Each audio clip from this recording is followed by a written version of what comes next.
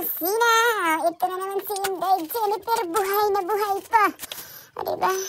Ikaw ba naman?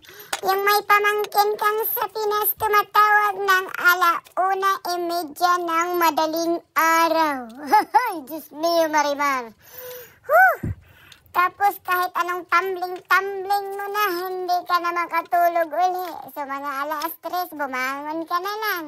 Mag-bake ka na lang kung anong i-bake mo, di ba? At least sabi niya siguro, sakto pa naman yung tulog ko, 12 hours. 2 hours nung Saturday, 5 hours nung Sunday, tapos ng Monday, 5 hours. Di ba? 12 hours. Tama din naman. May utak din tong pamangkin ko. Sabi niya siguro, naka 12 hours na yun siya. Kasi nga nung Saturday din, grabe din ang sakit ng puson ko. Kahit anong tumbling ko rin. Ay nako, hanggang umabot na ng 1:30 din. Di bumangon ako, 1:30. Di natapos ako mag-bake, mga ano ba yun? 4 basta, 2 oras basta kasi. O diba, ang galing na Inday Jennifer. So, ayun, at least buhay pa rin naman siya sa awa ng Lord.